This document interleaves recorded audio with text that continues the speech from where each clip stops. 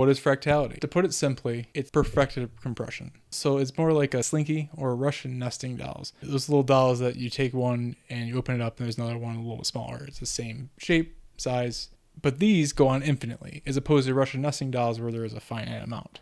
Or a slinky where you can stretch it out and you've got a straight line. Imagine it's like the picture on the right here. It's just continuous. What are some definitions and properties of being fractal? To put it simply, it's an infinite repeating pattern, shape, or equation that can repeat into the microcosm or the microcosm. And it has the ability to infinitely compress without losing any information. So what that means is if you had this Mandelbrot set right here, as you compress it smaller and smaller, all of these little spots are still containing all their information. Here on the right is DNA, which is in the same way recursively non-destructive to information. You can kind of see from this angle that it is fractal in nature. So this next page has a lot more examples of fractality. Here on the left and the middle are the Mandelbrot set zooming in and out. As you can see, it just goes on forever. This one in the middle, you can just stare out for a while.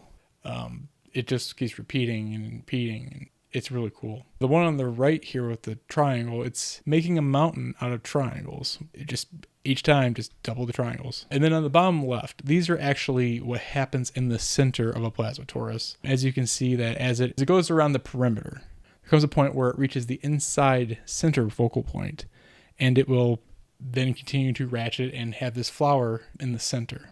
And here on the right, you can see a heart within a heart within a heart within a heart. Continuing with our fractality, where this is the flower of life. This is a very important symbol in spiritual teaching and esoteric learning, shapes within our three-dimensional reality. And it is also said to be the origin of the universe in its most simplest ways of putting it. Basically, you start with one circle up here, source. And source wanted to explore. So source goes to its perimeter and he makes another circle of himself. And then he goes to the focal point at the bottom and does it again. And then he goes the same thing, does it again. And each time he expands himself until he's got what we call the seed of life, which is 7 circles. Keep that in mind, 7 circles. And then from there, you keep going, and he'll get the seed of life, eventually becomes the flower of life when surrounded by another 12 circles. Keep that number 12 in mind. And then finally, to encompass it all, there's a 20th and a 21st circle to create a boundary and then a pocket between the outer boundary and there. So it is all self-contained within source. And that's just one flower of life. The flower of life in 3D is the shape of a torus. The flower of life contains every shape known in the universe. Think of Metatron's cube, like here. The center point of each flower is interconnected with every other flower and seed of life. It's a portal. Now, what I am saying here is this center point here and here is the same one as here, here, here.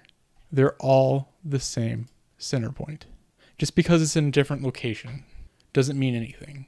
Because due to the fractal nature of reality, something over here and something over here are within the same fractal. Thus, they're in the same set of objects. And they all have a access point in common, this center point. Here on the right, you can see the statue that has the sphere that is the flower of life in a 3D form. Here underneath Metatron's cube, you can see the different platonic solids. And when you know how to look, you can actually find them all within Metatron's cube, which is probably why it's said that Metatron was taken up to be the right-hand man of God, Source. But we're going to look at that more in detail in a later video. With the flower of life being spherical in nature, there is the ratio known as the golden ratio, or its phi. And in nature, it does a lot of amazing things. So it equals approximately 1.618. The universal principle is the golden ratio behind everything that grows in nature. If it grows, it uses phi ratio. Galaxies, like biogalaxies like the Milky Way, exhibit spiraling patterns based on the golden ratio. It influences where stars are actually going to show up. So like as you can see, the stars go along the different arms. And then pine cones, this is the macrocosm, and now here's the microcosm. Pine cones feature the same golden ratio in an arrangement along the seed scales. And this allows them to optimize seed storage. Keep in mind that these all converge at this center point right here. And then one more cool, amazing feature of phi is So if you assign phi to 1.618, and then you subtract 1, you get 0.618. As you can see, these numbers are perfect because you take the square root of this and you get this. And what's amazing is that these numbers, 1.618 squared is 2.618. How is that possible? Or 0.618 to the negative 1 is just losing that 1. How is that possible? That's a magical number. That's how. Moving on. Fractality of octaves and harmonics. So in music, there's the concept of octaves and harmonics. When you go up one octave, you double the frequency of a note. For example, if the fundamental frequency of the first harmonic is F, the second harmonic is 2F, and the third is 3F. And thus, doubling of frequency of each octave is a fractal pattern to each other. Harmonics within each octave, you have harmonic overtones. These harmonics are integer multiples of the fundamental frequency. For example, the second harmonic is at 2F, and the third harmonic is at 3F, and the fourth harmonic is at 4F. Each set of harmonics follows a fractal pattern, and this pattern repeats as you move from one octave to the next. Here is an example of the first harmonic and second harmonic, third harmonic. When these waves combine into a set of... So waves can constructively and deconstructively feed off of each other. In a constructive interference, waves align in a phase, resulting in amplified intensity, and these create a stronger wave. In destructive interference, waves align out of phase, reducing intensity, and it subtracts or cancels out the wave entirely. As you can see on the left, there are the examples. Notice the higher peaks and troughs, if you will, on the left, and notice how they're basically gone because they've been canceled out. The next thing to go along with this fractality in waves is stationary wave patterns. These are waves that are created by the interference of two identical waves traveling in opposite directions, resulting in fixed points of vibration.